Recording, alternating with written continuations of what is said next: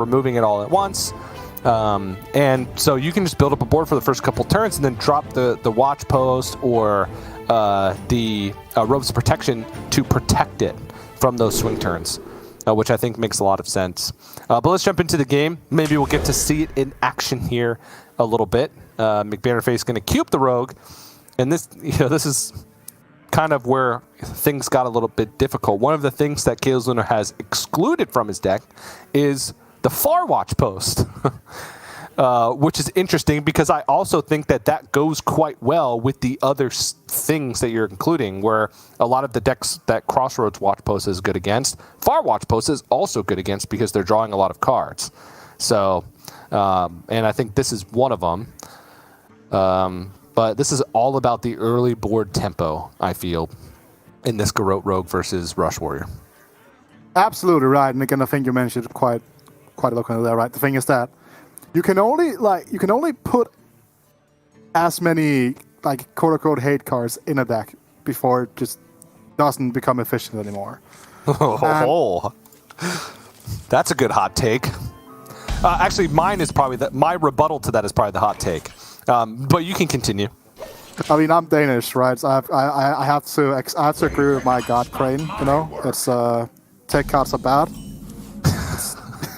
You know, and also right. So, Robes of Protection kind of does the same thing, where it completely neglects the spells as well, kind of in a sense. Whereas, in my opinion, I think that Robes kind of do the same thing as the Far Watch Post does. But again, you can also there's more crossover between that and the Crossroads. So, I don't know. I think that you just need to figure out with yourself where the critical point is, where it's no longer feasible to play more of these watch posts, because you also need to be able to hit your opponent in the head. Amen to that. Yep. All right. Interesting option here. I think 10 Trasher's very likely the best. You can play Bumper Car here, and even though that'll eat up the rush, if McBanterFace doesn't contest the Bumper Car on curve, the 10 Trasher would go down to 3 mana. Be played next turn. I guess you could just do the same thing, right? Imprison Gnarg emerges next turn. You play Bumper Car for 1, and then you can coin out the 10 Trasher for 3, because it'd go up back to... It would go up to its original cost, to 5. The Demon in Imprison Gnarg would discount it to 4. The Mech in Bumper Car would discount it to 3. There you go. That's what I was trying to say. That is how maths work, TJ. Maths! Are you a maths or a math guy? No, I'm a math guy. You know, I cast with people from the UK the majority of times that I cast. And so for a while, to be respectful, I said maths. But this is America's, and you and Neil are both honorary Americans. So we're going to stoop down to math. Wait, does that mean that I have to spell favorite without the U? It does. Which means that I'm always favored in a matchup I'm going to play against you. So I'll take that, actually. And you've already kind of stooped down to my level with Garrote instead of Garrote. Oh no, I'm going to start saying Shaman next. Oh no. Oh no. Oh no, dude. That's just the only acceptable pronunciation, so obviously that makes sense. All right. McBanterFace, this hand is decent in the sense that he can gain a lot of tempo with both Prize Plunder and Brain Freeze, but there's no field contact currently, which means that he's not drawing through his deck in any sense. It looks like he has found a clear here with the Shadow Step. It wouldn't be a clear. He'd have to brain. Oh no, he could play and then play it. Yeah. I wanted to make use of the spell damage while I could for the Brain Freeze. That was one of the things, but it just wasn't efficient, and I think that's what McBanterFace was trying to hold out for. Oh no! Oh no. Yeah, we've run into this issue before. The first copy of the Pack Mule is face backwards, and then when it's played, it breaks our spectate. So Once CaelesLuna plays that, we'll probably have to dip out for a second while we get it fixed. But now we know, we're prepared for it, so we can move on and talk about something else. I mean, do you just play Blade Master here? I feel like it's the best way for Luna to address the board, right? Yeah. The question is, where do you put it, right? Do you put more damage on the Blade Master Samuro and throw it into the Cold Neophyte, or do you keep more health on the Blade Master Samuro and use your hero's health? And I think the answer is you keep your hero's health, because you can actually armor out of some of the breakpoints. Even though you're playing Rush where you don't hit your armor up button very often, you can do it. And then this is the third option, where you take little damage on both, but get the 1/1s back in your hand, which actually makes sense because CaelesLuna has conditioning in hand. So I like this play. Yeah, and I think that, again, conditioning, especially when you have ropes of protection as well, means that the second that comes down, with one prize plunder out of the pool, Brain Freeze is the only thing that could do anything. Like, obviously, again, it's going to be second plunder or Brain Freezes. And by playing ropes of protection, you completely neglect the Brain Freezes. Okay, do we just... What? That's a good card. Like, that's a good turn so far, I'd say. That's insane! Field contact, Foxy Fraud, Swindle, and then if he wants, he can just shadow step the field contact back and re-go next turn. Like, so, imagine seeing this and still saying that field contact is bad. Oh, no, sorry, Foxy Fraud is bad in the deck. Oh, I was like, who? Oh, field Tell contact me is someone horrible. who's saying field contact is bad. What do you mean? Like, I am a shark and Gadget Sand Auctioneer purist, okay? Okay. I'm not, but like we've had discussions during playtesting yesterday where there are some people that are still adamant that Foxy Fraud is just bad, and it's not the best play in the deck. So, I mean, you look at this and then you're like, well, that is certainly better than a Pen Flinger. Yeah. Which has been the comparison that has been made. That is the same slot that you either play. Well, you could be opening a can of worms here. All right. So, I honestly, the field contact is must kill. CaelesLuna can actually kill both things here, but I think it's worried about what the next turn holds. If he were to just like develop power, like go Dark Moon Rider, trade over, and then I don't know, Pack Mule or something along those lines. A good time. Mana is the biggest limiting factor here. Play the left one or the right one. Please play the one on the... Oh, no. Oh, no. Oh, no. Luna lacks the critical information, CJ. It's not their fault. He just lacks the critical information. There it is. All right. We'll get that. We'll get Luna's perspective back in a moment. It's going to be a little frozen out. I can't remember if it also makes it so we can't see McBanterFace. Yeah, it does. It's all right, we can use our imaginations. Oh, that's a secret passage. Yep, you started with the secret passage. That makes a lot of sense. Okay, let's use our imagination. What would be the good draws off of secret? There we go. Sagas and field. Look at that production. They're quick. They're quick. Am I a bad person if I want McBanterFace to win this game so we don't have to deal with Pack Mule? Pretty sure there's another. Is there another Pack Mule somewhere? No, you're right. No, you're not. All right. Probably going for a wall. Nope, went for a 5. That's a 5. All right. Yeah. If Rush was picked, Summon Copy is decent. The other side of the secret passage for McBanterFace has a lot of cards already. I think he was at 8 at the beginning of the turn. So I don't know if draw is what he would want. But just going to get rid of some cards here, throw out the Og Merchant. My guess is Rush Summon a Copy, but we'll see.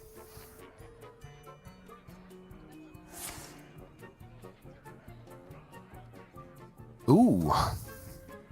Wait a minute. Is it ever Brute? Yeah, Blood Bowl Brute right now it costs 5. Could cost 4. Could cost 3. Let's say you go Dark Moon Rider, trade over the 2/1. Let's simplify it. It would actually cost even less than that because it would have the discount from the first Rush Moon we played. Not if you played Dark Moon Rider first, but just gonna go big. Big on board. Also worth noting that Luna is playing Brood Demon Hunter, so probably didn't want to get brooded now, but wants to get brooded later. Ah, yes. I was like, wait, where's he going with this? It is a Blood Boil Brute. Which is the one, that's the one you copy. And with the memes, CJ. You always copy the Brute, and when it's the Ironbound Brute, it's Brute Middude. But okay, McBanterFace did go for draw here, which you were kind of questioning. Okay. I mean, that's what the deck wants to do, but if you lose hold of the board, you don't win anyway, right? But I think both can work. I think it just depended on how much McBanterFace thought CaelesLuna would reload with next turn. The Cold Neophyte makes things awkward. I don't think he expected that. It means that Shadow Step was not a possibility. The double Brain Freeze that he has in hand, very difficult. Well, I mean, it was Cold Neophyte and Robes of Protection. So, none of those things were useful. I think he would very much so wish that he had chosen Rush in this scenario. Not that it was wrong, just that results-oriented thinking would tell us that it was quite a bit better. Do you subscribe to results-oriented thinking, CJ? Absolutely. I don't subscribe to it, I live by it. That is, like, talking about cans of worms, TJ, that is most definitely a can of worms, but Crossroads Watch Post could become interesting, right? All of his stuff is already protected. Yeah, I think I'm obviously Parade looking Leader at plus either, Samuro. Yes, that is the straightforward play, obviously. I'm trying to be clever here, which, again, tends to never really work so well. All right. And also, I think the important thing here is to put McBanterFace on a clock. So, by going for the Samuro here, you're going to allow yourself to push. You're going to push 7 damage, which again is a significant amount of what McBanterFace has, being at 19. And again, the Brain Freezes and the stuff of the world are really going to have an impact still. The only thing that would be additional protection against from the Crossroads Watch Post would be a Swindle, for example. And obviously you're pushing 8 and not 7 because... Okay, I'm just smart. I have ascended to be an America's caster, CJ.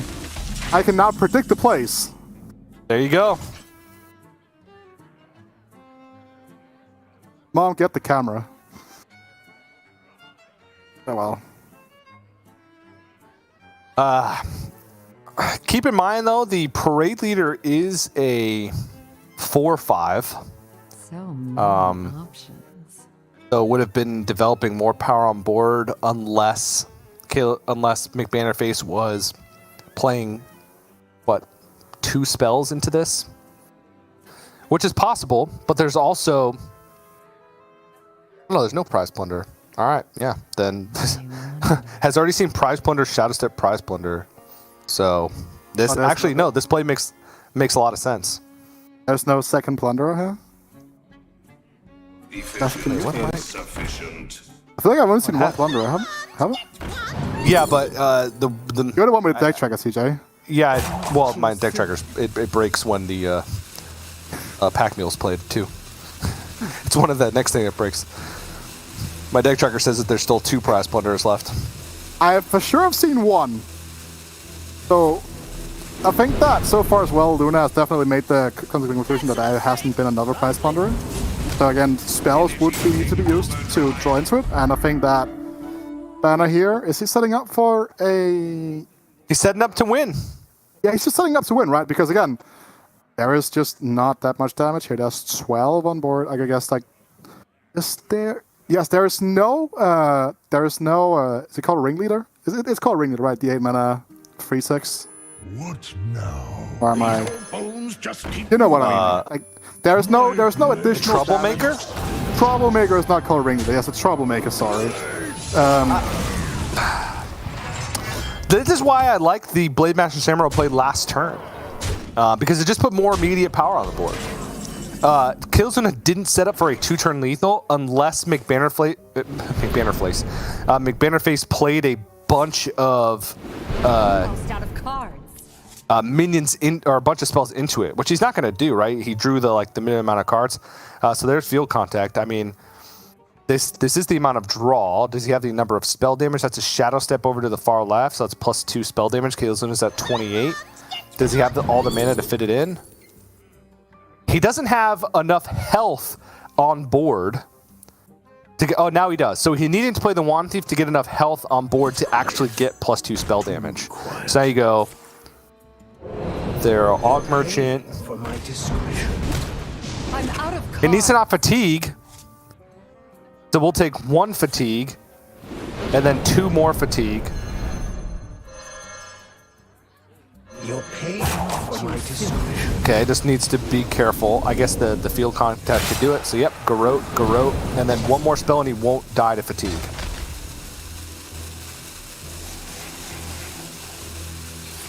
And then can Prize Plunder or Brain Freeze that. Well, at least CaelesLuna's board it's quite big. So we will always have that.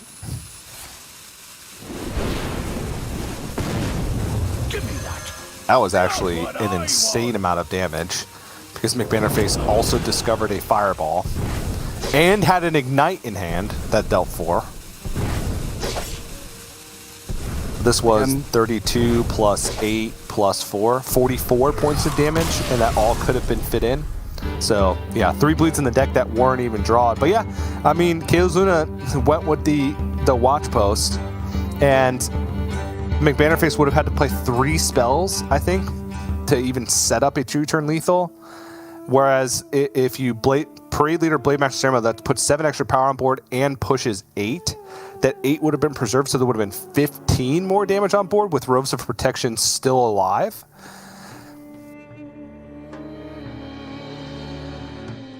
Yeah. Oh no. You know, that's definitely an equation right there, CJ. With you know, sometimes X doesn't equal kill your opponent. Sometimes it's X equal make big board. You know, I can respect it. I mean, his board was huge at the end of that, to be fair. Like, you know, maybe having a giant board but losing is better than having a little bit of a smaller board but winning. I mean, I'm, again, results-oriented thinking CaelesLuna didn't win the game, so we kind of have to look at what plays he could have made to change the outcome. And I think that's really the only spot we could look at, because I think everything else was, you know, pretty straightforward, cut and dry. But I do like how McBanterFace knew his limits and realized, all right, I'm just going to stop here, discount my hand, play just enough to leave me with some wiggle room in fatigue if he does go all face to try and get there. So nicely navigated by McBanterFace with a very tough situation presented in front of him. Yeah, we had to question now, right? Because there was a deck that was banned previously. And with it now having taken a win, was it correct from Luna to not ban it this time around? Right? Like, that is... Yeah. Again, we take it, like, we put up another I'll make my hypothesis own. due to the results-oriented thinking. But again, it's all... This is our set of data. Like, we have only what's in front of us. And we have something quite magnificent, something quite beautiful as well. We have Brute Demon Hunter, TJ. Yep, Brutes. All right, taking a look at the construction of the Brute Demon Hunter. CaelesLuna is a cut the cane type of gamer. Does play a little bit of extra removal in the form of double Soul Shear. And basically it's minus cane, minus 2 Furies, add Soul Shear, and add Royal Librarian. That's the difference from the standard list. Chaos Strike is sometimes in the standard list as well, which is cut for the second Royal Librarian, I guess, if you want to get fancy. So it's much heavier on the tech cards, the tradable tech cards, and lighter on the actual damage cards in the form of Fury. So I think that lends itself to being better for brutes, but worse for finishing the game with Lion's Frenzy, because it's harder to get the weapon attack up. You have to figure out which one is the most important, which one is the more consistent game plan, right? And in a lot of matchups, I would say that the Brute game plan is the most consistent one. And an interesting decision point here from Luna as well, where he had to figure out whether or not it was worth to play the Sigil Runner first and potentially delay quest completion. But from the double jump finds another Spectral side, so now has the leftmost Outcast Spectral side still as well. And this hand is slowly but surely starting to really just open itself up here. Yeah, we're at a possible Brute scenario next turn because of the Sigil. If that can discount another form of card draw, there's already Spectral Sight sitting on the far left of the hand. That could be some turn 3 Brutes, but the stuff that's in hand, the Sigil Runner's in an awkward position. There's not a guaranteed 2 forms of card draw next turn for 4 mana. So we'll see, but there is some potential. Definitely potential with this hand. Actually, it's a guaranteed full quest completion on 4 with quest reward played on 5. Choose soon. So that's something to point out. Yeah, something that I'll never get used to, right, is when you're playing the stack,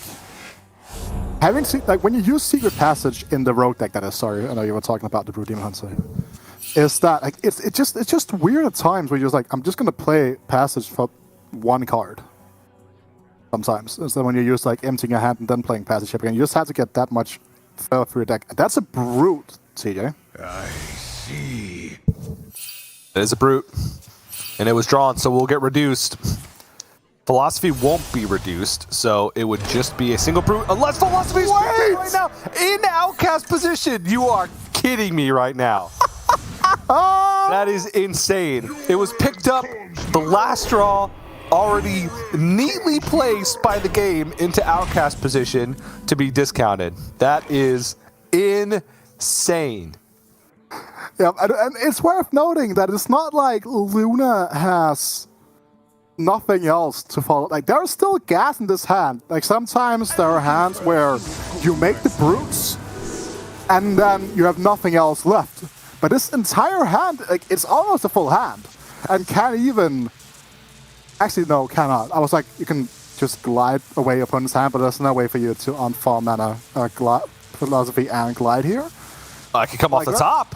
It could come off the top here with the way that Luna's been drawing this game. That is most definitely an option, but again, because you know that now you've seen the Kazakhs, so you know that McBanterFace most likely is looking for a way of dealing with the Brutes, and by having that telegraphed information, knowing that you probably would like to play a glide here could be pretty valuable. But that is in fact not a glide. No, but it's another Brute, though there's not really the card draw to support it at the moment. But CaelesLuna, a big thing here, probably worried about the possibility of 5 mana Golem double poison. So maybe you see what this Acrobatics has, but there is some potential for just a Rot Viper played onto the board. I don't know how much I like it as opposed to just completing the quest and accepting that poison. A 5 mana poison deal 3 is a possibility. We'll see here. Actually, all right, Brutes are now a possibility because... Wait a second. All right, no, it can't be double free. The Acrobatics will draw 2 more cards because he can dump the Tusk Piercer as well. So can actually just get down a Brute, but I don't think he can get down the second Philosophy. Nope, no way to discount it, and there's not a second one in the deck. Oh, no, wait, no, that's only 2 more draws, so it'll cost 1. My bad. Yeah, and reductions don't really work with tradable. So that still costs 1, no matter how hard you try to make it not so. But again, you were talking about here potential ways of neglecting the effect of a potential poison golem here, one of them being just trading away the board. Just the neophyte after the quest is fully complete. Oh my god. Oh, that is brutal. Gotta roleplay as Neil here for a minute. Get out the terrible puns while I can.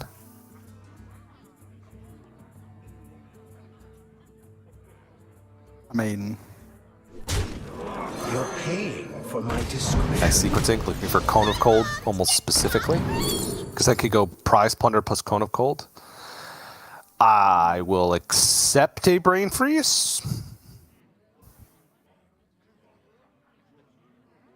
it's not fantastic. Yeah, okay. I can see. Enough, Okay. Yeah. fair enough, you know. Might as well save you the mental, like, I would like just like save your thoughts a bit, like just go for a quick mental reset, say, you know what, there's no reason for me to be getting this played out. You most likely have something in mind that you want to queue into this Brood Demon Hunter, and then just go from there and say, you know what, it's quite okay. But again, this is what happens. And what reason, like, Brood Demon Hunter, it just happens sometimes, right? And you can see, right, and again, had there not been that second philosophy drawn, right, because that's a copy of a card already in hand, this would have been much more manageable for McBanterFace. No. I mean, so turn 3 double, or turn 3 2 brute, both are buffed, is pretty rare, honestly. Because the philosophy at the end of like a perfect draw chain has to already be in outcast position, because you can't afford to actually spend the mana on philosophy and still have enough to draw the 4 at that point that you need. It has to be second quest. It's pretty unlikely. But I think, you know, it would have been more manageable, but even in that situation, just because of the pan out, even if philosophy was picked up at any point and those weren't buff brutes, the game probably still ends anyway. Because CaelesLuna just use them to trade. That's it. And just be there on board.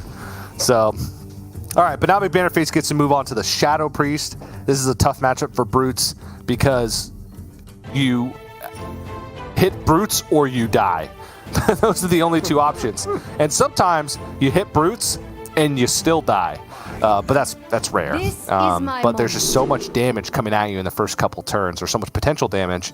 And Cold Neophyte, there we go for McBanterFace. That's what he's looking for in the opening hand, because that completely delays the brutes. Yeah, exactly. Oh, double Cold Neophyte. Well done. That's beautiful. That is definitely beautiful. There is one brute now, so again, gives Luna something to play towards. I think that's always very important to know. We've talked about this before. But it's the face of the fact that you quite simply just hit them in the head. Like, it can pretty much be boiled down to just hit your opponent in the face and they'll die. Because the thing is that, comparing this to Fell Demon Hunter or to the straight up lifesteal OTK Demon Hunter of olden days, there is just no real way of addressing a board for Luna. Spectral Side in the middle is quite good with double brute ready to go, obviously. Won't be active this turn. So, do you still do it? Like, I think you might glide. Double brute in hand is actually pretty terrible. Because you're not going to get the discount on it. So you actually need to draw a full extra card than if you were to just draw it during your card draw anyway on a single turn. Actually getting the brutes out of your hand when they start in your hand is incredibly difficult. Because you have to draw 6 cards within the turn. I mean, you have to draw 7 because you're not getting the extra discount. So this is a pretty rough hand. And the Glide was a good pick, I think, to just kind of reset, complete the first quest and reset the hand. But the Cult Neophyte will block that. CaelesLuna still will be able to complete the first portion at least. Oh, and double Spear Jailer is actually nuts, because that does give the high roll potential of hitting Soul Fragments, which counts as a card draw, which discounts the brutes. And it's board. technically speaking, there's more board for Luna right now, but obviously with the Homunculus waking up from its sleep, that is going to change. But again, just having stuff on the board is pretty important here. And again, you talked about it with the Soul Fragments. Those are straight up just wild cards that can come in and completely like change the pace of a turn, because again, they are drawn and cast when drawn. You know, interactions in Hearthstone, it's always great. And let's just say that Luna right now might just go for the glide next turn. It's possible. And just like draws all the shots, hits the brutes, hits the philosophies, and then everything is just perfect in Luna land. And because of that possibility from McBanterFace, kind of want to get the second Cold Neophyte down. The play that stood out initially was Wriggling Horde, the 2 minions on board, because having the health on the taunt is actually really beneficial, and then using Cold Neophyte. Alternatively, you could Cold Neophyte first and then play the Wriggling Horde, but I don't want these Soul Jailers, or Spirit Jailers, to be able to value trade onto a 2/5. So this makes a lot of sense. Yeah, absolutely. And again, now it's going to be quite hard for Luna to get rid of this Homunculus. Oof. Oh. Can't even hero power to get rid of the Homunculus here. Like that's got to feel slightly awful. Also, the duality of Shadow Priest right there. Adectus into Desk Imp. So you don't really go much more polar within mana cost in those in the deck. Yes, but how? Is there ever a reason to trade anything here? That's kind of the thing that you need to start thinking about if you're McBanterFace, right? Because you have raised that, and with potentially up to 2 Neophytes in the pool, that raised that becomes incredible value. There's also a world where it's like Reader Desk Imp over the Scepter hero power. But are you mana efficient, or do you want to get this Voracious Reader down because over time it scales better? It's kind of like where I'm this turn. I don't know if it scales better because the rest of the hand is difficult, right? Twilight Deceptor adds another card to your hand. That card which adds more cards to your hand, and then you have a 5-drop.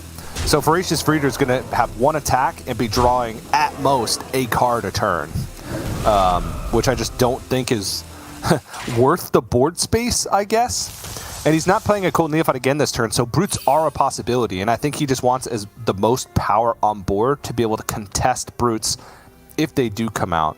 So I like the Deceptor better in this scenario because of that. Yep, I think that those are very valid points, to be completely honest here. And myself also was looking at Deceptor a lot more, because again, as mentioned, double Neophyte, raised that in hand, it's just a match made in heaven here. And we see 1 Brutus Green here for Luna, that's always that little tell. But question is, what is the rest of the hand? That's it's a philosophy. Okay, but the brutes still cost... Oh no, it's only 2nd quest completion. I'm used to turn 5 being more than being like 3rd quest completion, so that is double brute. They're not buffed though. But the thing is that the Lion's Rage can kill the Homunculus here, which means that Luna can now start dissecting the board. Which means that brutes are going to be a lot more protected than before. Yep.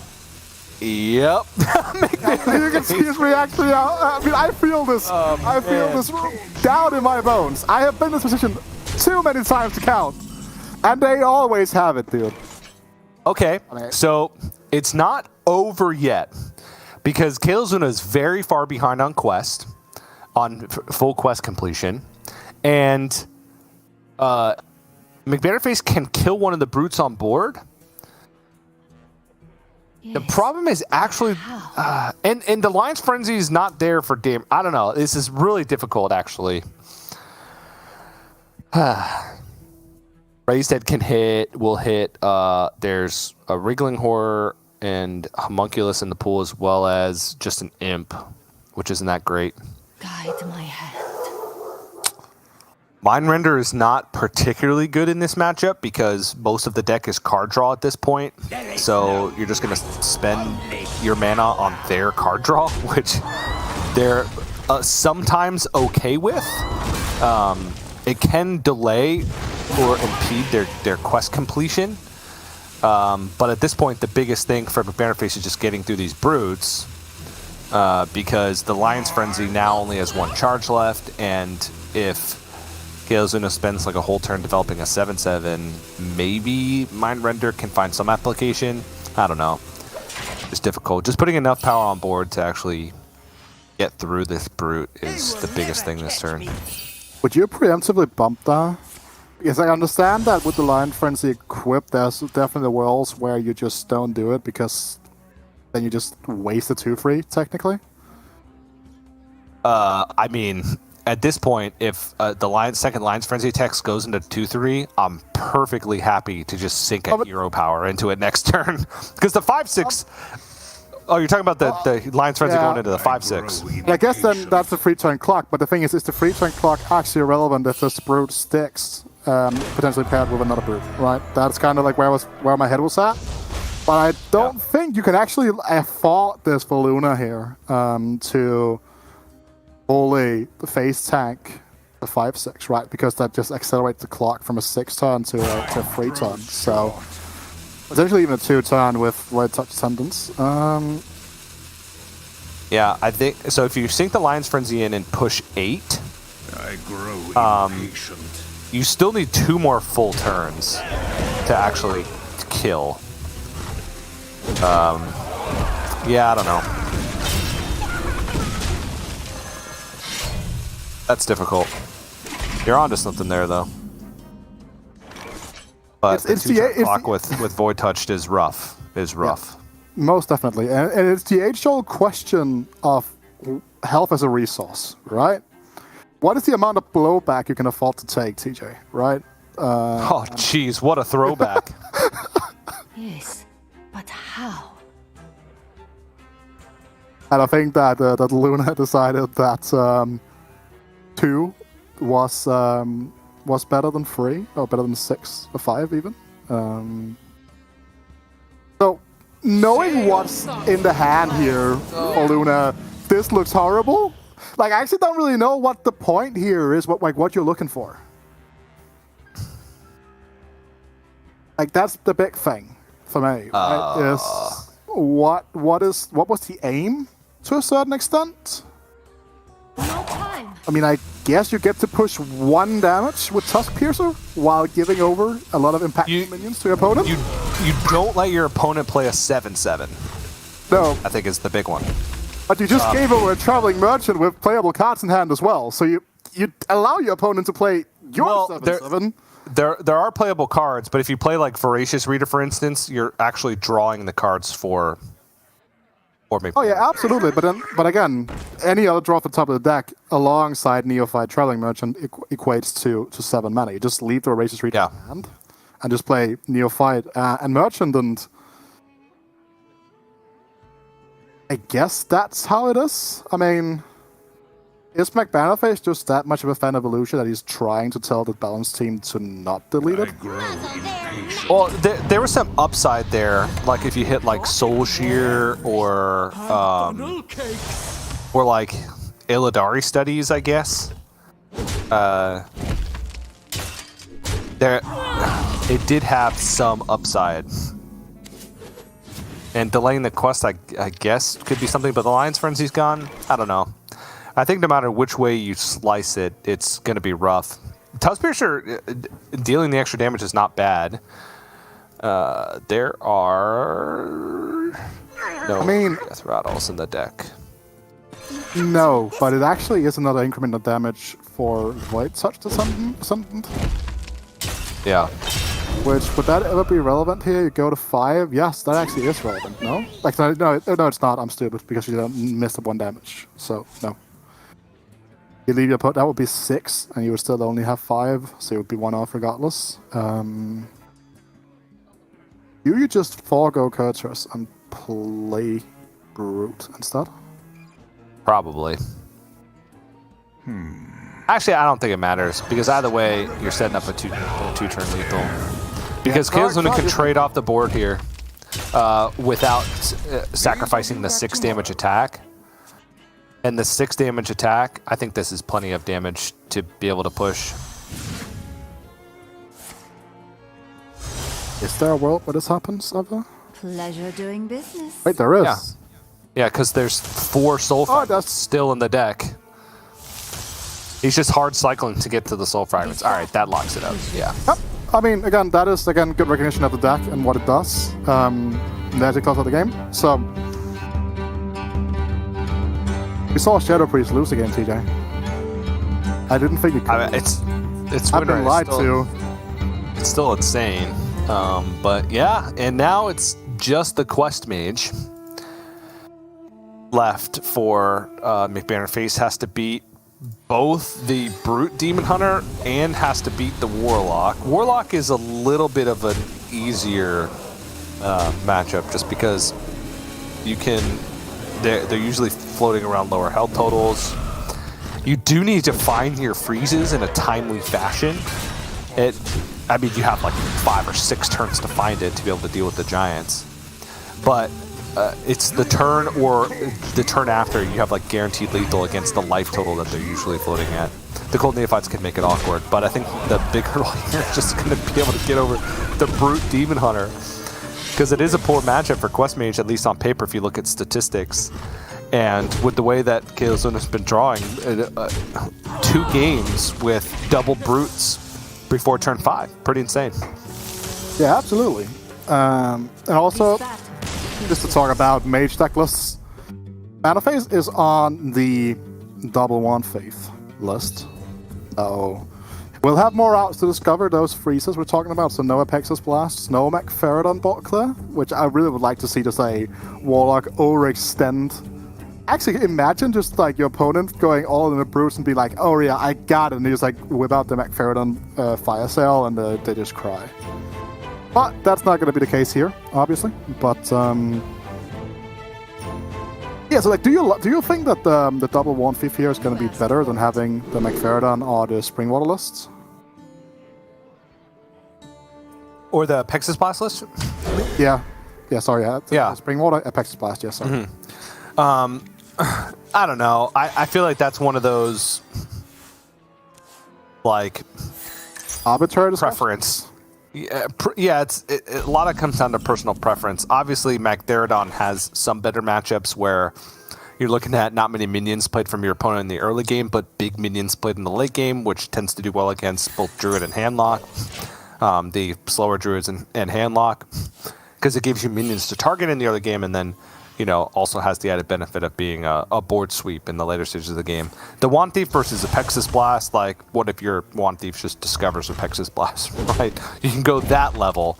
It just adds some flexibility, and in the matchups where, again, there's not a board played early on, it gives you a cheap throwaway minion that you can chuck Frost Spells on to get that quest completion. So I think it's a small difference between each of those tech choices, and I think a lot of times across many matchups, it comes down to preference. Let's put the coin ice barrier. You as a valuable resource here, and that is another Brute. A little awkward unless some additional draw is picked up. Spending the mana for Ice Barrier early is worthwhile because then you have flexible mana choices later on. Oh, or just pick it up in Canter's Flow on 3. It's not even wasted because it's the first arcade spell as well. And now Luna's Nice. game plan was kind of like gliding, I think, as well on this turn in particular. I think, okay, never mind, goes into the acrobatics. I have been proven wrong. But I can see the value in like not wanting to glide, but I do like me some sigils though. Just Spirit Jailer Sigil. I think that with double Triple Minion in hand, you are very confident in your ability to potentially complete quests without having to use a glide, if you think that's important. I grow On the following turn. impatient. But again, that comes down to whether or not you think that's important. Because I can see a world where you start to plan out the turns in your head, and this Alacrity doesn't fit on your coming up turn. You might hold back for one turn. But I do like just getting out the way and then looking at what's coming up next. Well, First Flame is quite nice, considering that it's the first one for the first tech, or last one for the first tech, should I say.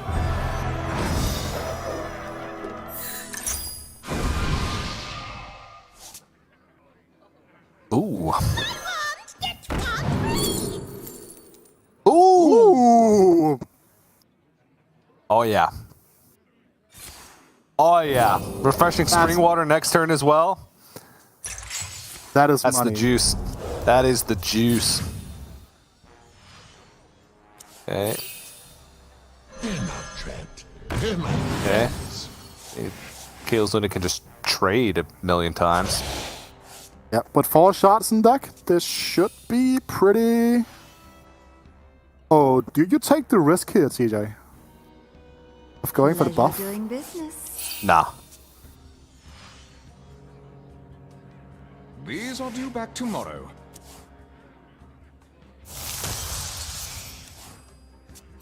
You don't want to spend the mana on it otherwise. Because if CaelesLuna didn't hit a fragment there and had spent the philosophy, and it was just trade, the Brute wouldn't have been able to be played. Would have had to hit like a double draw, or like a fragment, or Spectral Sight wouldn't have even done it because it's 2 mana for 2 draws, which is the same as the tradable minion. It would have needed to be exactly Soul Fragment. And this way, there are still 2 Brutes on the board, which, you know, 2 Brutes are better than 1. I guess 2 Brutes on the board is better than 5 in hand. I don't know. Whoa. His turn could get disgusting really quickly. Okay. I wonder, actually struggling for Arcane, which is weird. Well, that's Cram Session. And Arcane is completed for the second portion as well. Oh, it is? Oh yeah, Incantus Flow, obviously. Right. Yeah. Okay. Oh, and now First Flame, Second Flame, Flurry will complete the quest. Second portion, we're still on the second portion, just needs Frost, which will be completed, and then could also dump Runed Orb at any point, or for the second part to get the card draw.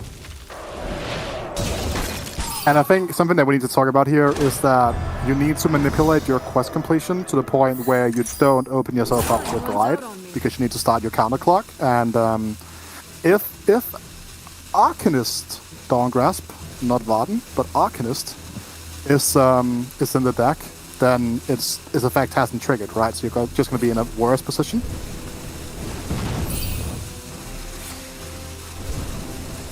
Alright, he's going to hold on to the Runed Orb for next turn, so he doesn't get glided. Oh, he's going to hold on to both so he doesn't get glided. Okay, very nice play from McBanterFace.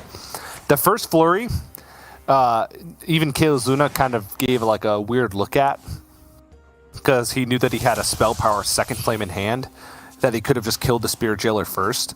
But McBanterFace's plan was to kill a Brute if it didn't get frozen anyway, and then complete the quest. But now the plan's a little bit ruined. Nope, not so much. Can still play it next turn because Primordial Studies and Ice Barrier are the 2 schools of spells needed. And then the Dawn Grasp can still come down. And then there's spell damage on board, so the Ignite can still come down. But the Ignite will be a little bit short of killing the Brute. That's unfortunate. I have proven myself. I demand But with the Barrier off the spell damage. Yep, I mean, and also with the Barrier in play, you're still feeling kind of sure that you're not going to die. So again, this depends on whether or not you deal damage to the face or killing the minion here. But again, you have Cram Session in hand plus a Foul Dance, so you're guaranteed card draw if you need it. That's not something you're struggling for. So I think you're quite content with this outcome, to be honest, if you're a McBanterFace. Oh, yeah.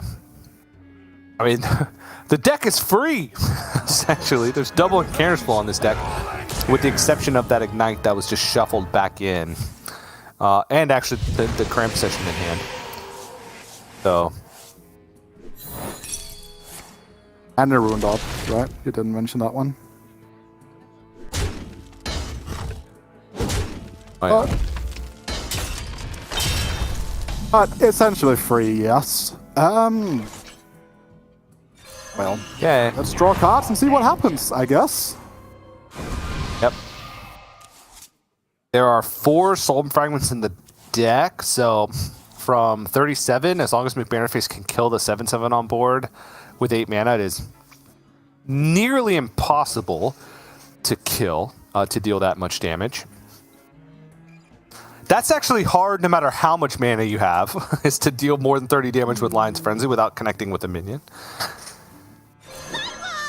I think the max damage I've been able to do with like 8 mana is almost exactly 30 with no minions on board, and that's with Soul Fragment, like a bunch of Soul Fragments in the deck, and multiple discounted glides, and not having to attack through taunt, and having to spend 2 mana on Kayn. There's a lot of caveats to dealing that amount of damage.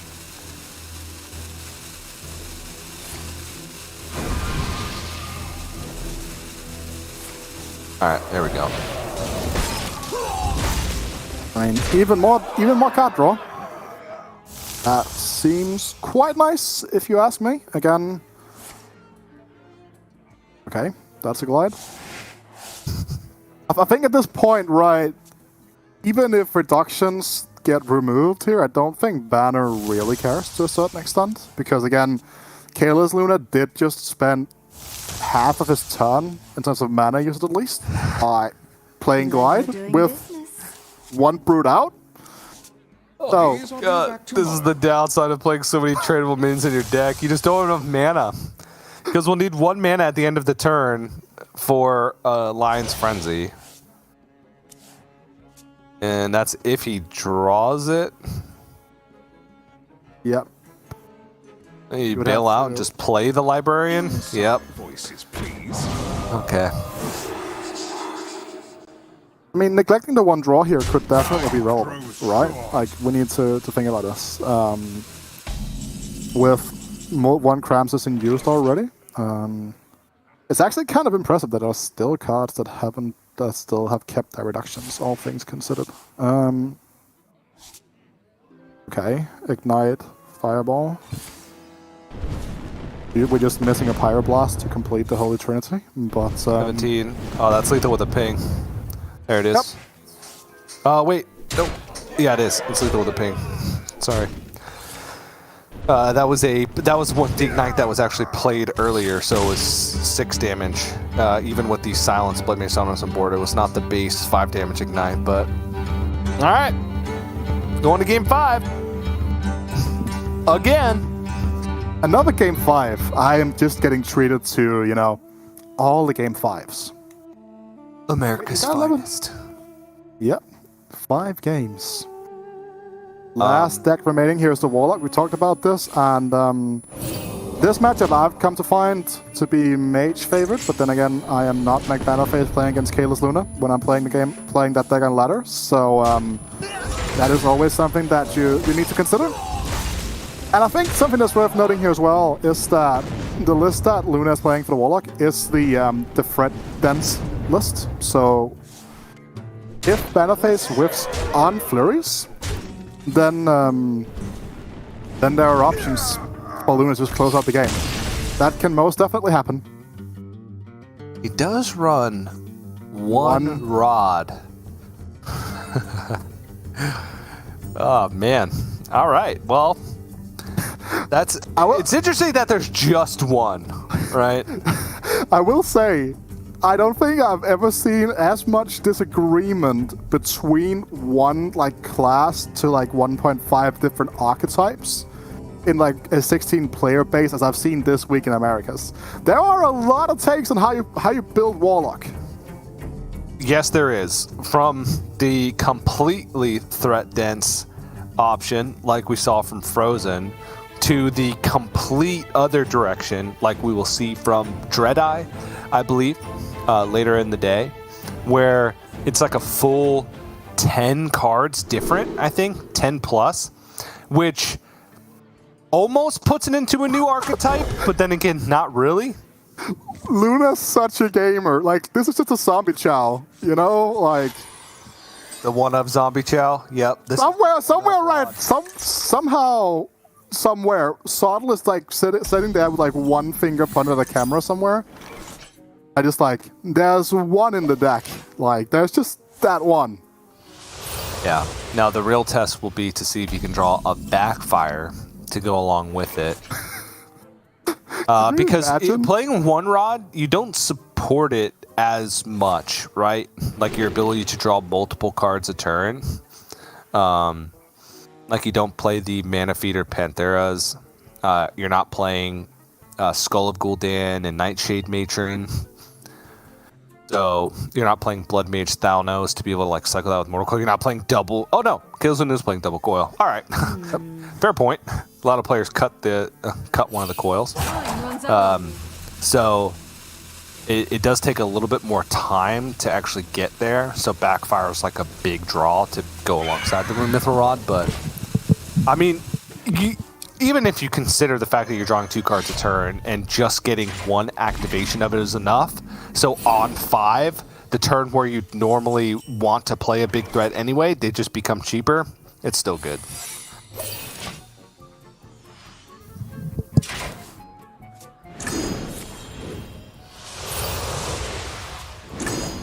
Here for the tour? Yeah, I mean, just but it having a high priority here, again, removing the minions here, and this also serves the purpose for Luna, right? You're talking about the giants. That's the purpose that's being served right there. Well,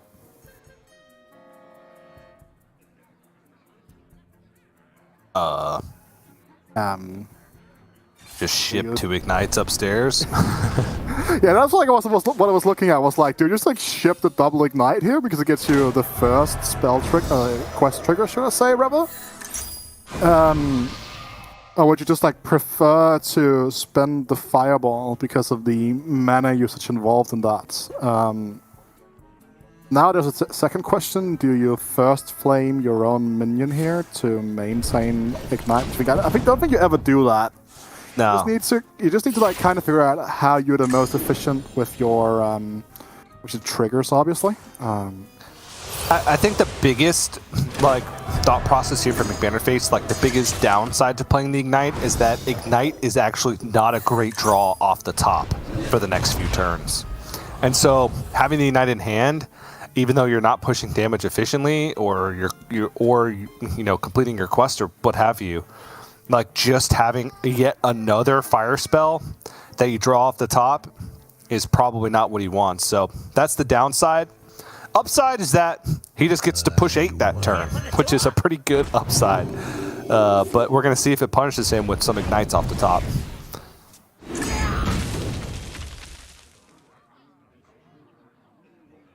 No run for 1. These have not been good draws for CaelesLuna. With this hand, I think I do kind of want to Soul Rend just because I want to get deeper in the deck.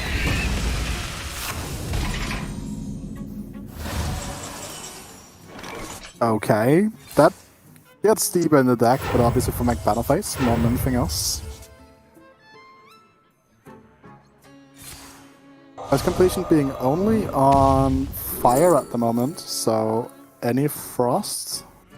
Shattering Blast is a frost spell that you can play regardless of board state. Probably hold it for a turn to see if any minions come out. That's the thing, right? Because you're looking at that in conjunction with Flurry plus Shattering Blast at any point in time.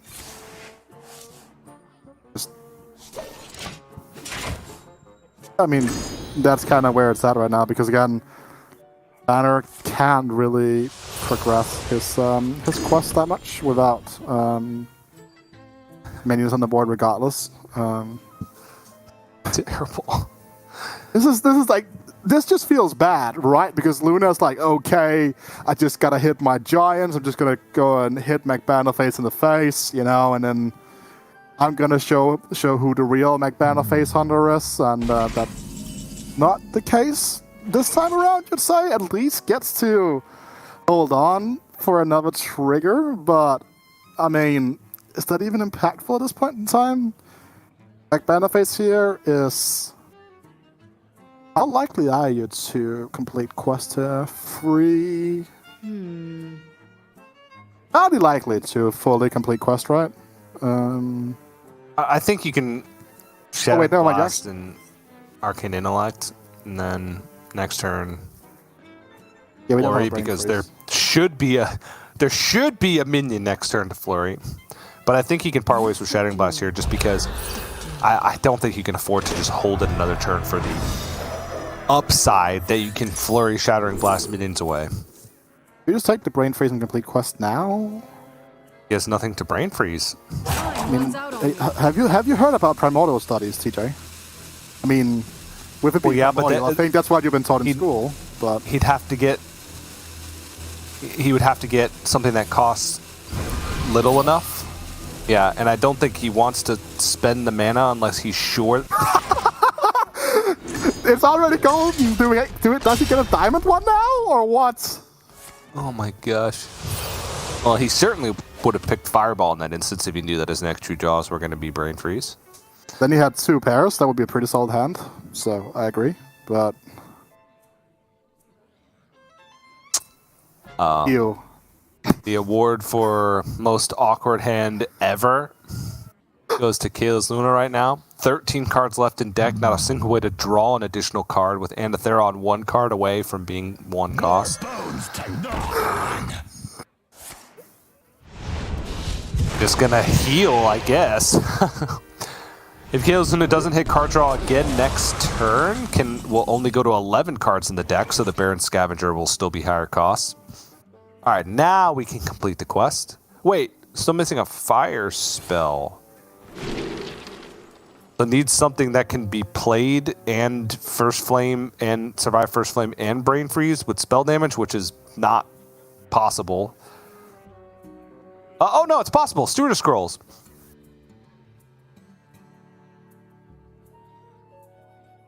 No. Brain Freeze. Wait, no, you can't. You can't do that because you'd have to dump the coin. You dump coin and First Flame first, and then you second Brain Freeze. I don't know. You just Brain Freeze afterwards, but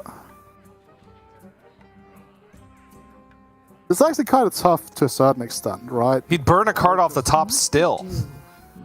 No, you just play a Guild. Oh, Guild Tree has +2 spell damage even. Yes. Yeah, because you first flame it, it dies. Imagine a world where you would rather see Ogre Magi, which is not in standard at the moment, over Guild Trader, when Guild Trader is the superior card.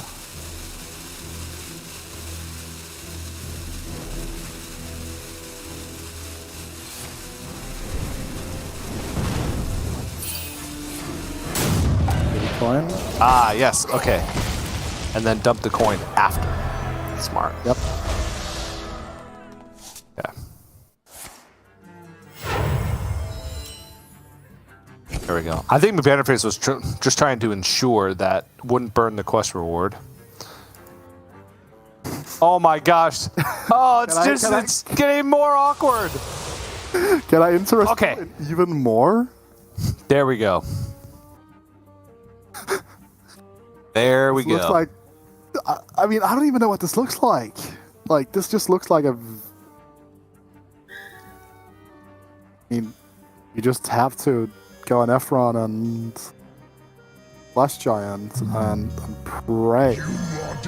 What we can see here is that McBanterFace has the perfect answer to this.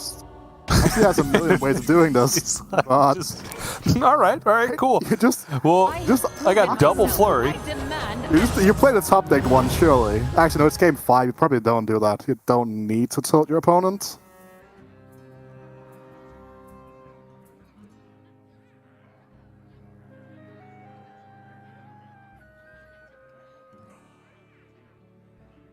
Do you ever Brain Freeze, second Flame and hold on to the Flurries and the Shattering Blast because they're more flexible somehow? Because something that's worth noting here is that CaelesLuna is 1 turn away, like he'll going into the 10 card breakpoint here, meaning that this can just become 1 mana and so on and so forth. So there might be a world where the follow-up here would be double Flurry Shattering Blast to completely neglect any push on the follow-up. But I think this is much more straightforward, but I can understand that you probably want to figure out whether or not holding on to the Brain Freeze would be more efficient. But the Brain Freeze, they just kill the Scavengers, right? They deal 6. So there's no real downside to using the Shattering Blast here instead. Yeah. I do think that the Brain Freeze is tending to be more flexible at this point. All right, well, now everything can come down, essentially. It's a little bit too late. Get accustomed to the smell. You get accustomed to the smell. Am I missing something, or why is there spell power on the unstable? Yeah, I don't know. I'm not sure. I was wondering the same thing. It's like that's actually, you know, that's a good way to clean up this Arcanist. I was like, you know what? Yes. And I was like, wait, where does the spell damage come from though? I honestly have no idea. It looks like it's just a visual bug. One of the things here, though, is that McBanterFace is severely lacking just actual burn and or card draw. So if he like whiffs on all of that, then maybe. But if we look at the deck draws are pretty limited to like Hot Streak, Canner's Flow, kind of. I mean, it's not that good right now because there's only one card draw spell in the deck. Could just like Fire Cell. Why did you have to go and cast a curse, McBanterFace, TJ? Why did you have to do him like that? You call out. I mean, 50 cards left in the deck, and there's 2 Incanter's Flows. It's not the craziest thing in the world. So I mean, like, to be fair here, is it ever just like Fire Sale and then just second flame the giant and say, you know what, call it a day? You can even fit in the Incanter's Flow. What to do? What to do? CaelesLuna's still quite a far ways away from actually completing the quest, but there are still 2 Raised Deads left in the deck. Oh, backfire as well, right? I'm not. Double Backfire and 2 Raised Deads. Doesn't hit either. I mean, that's so in the bottom 7, there is double Cult Neophyte, double Raised Dead, double Backfire. All of which would have been fantastic in this scenario. Guess I would actually have put a clock onto McBanterFace, but I mean, not allowed, I guess. All right. McBanterFace is just like, what? Do you say what? And then McBanterFace also draws something that could be dead unless this picks up card draw. I like fireballing my opponents in the face, TJ. I mean, it's the only option we have. Literally the only thing you can do, yep. But I think that it's fair right now because, again, when you have a turn like this that isn't on paper looking to be very decision heavy, I'd like to take some time out here to think about what the other options could be. And because he has to like start counting fatigue from the side of CaelesLuna actually if he manages to completely chain together the cards we've been talking about, the raised stats and the backfires of the world. I mean, did you ever go evocation? Runs out on me. Nope. It's awkward though because what you're looking for right now is card draw. And let's say you hit like Cram Session, which would be the playable card draw. You're just going to overdraw. I think it could be used next turn because he has more mana to work with, so I think he can wait a turn. See if he draws card draw off the top. Does evocation ever give us more than 9 damage on average? I actually don't know because I don't ever pick evocation anymore. I actually don't know what the current pool is looking like. I mean, at this point, like, getting card draw would be equivalent to it because there's still a Fireball, Runed Orb, double Ignite in the deck, and both those Ignites are buffed, so there's 6 damage currently because they're 3 base. So I think if you break it down like that, then sure. Maybe not 9 damage immediately, but more than 9 damage over 2 turns. Yeah, but evocation spells mainly are just that for 1 though. You get accustomed to the smell. Before success that has been done that correctly, but again, unable to get down to Tamsin here. Could go for double Cold Neophyte even, but I think that with being at 9 HP here, you have to accept the fact that you need to bristle back to stay alive. Now, there it is. Dies on the following turn here. Rams. I don't think there is there? I think Tamsin backfires a lot of damage plus raised dead, but it doesn't matter. Lethal is found. McBanterFace, close series, but takes the win. And that is Different from our first series of the day, where it was a rematch between Killing All Day and Frozen, and it panned out exactly the same. This one, CaelesLuna actually took their first meeting at 3-1, changed up the ban strategy, came into this series, now lost 3-2.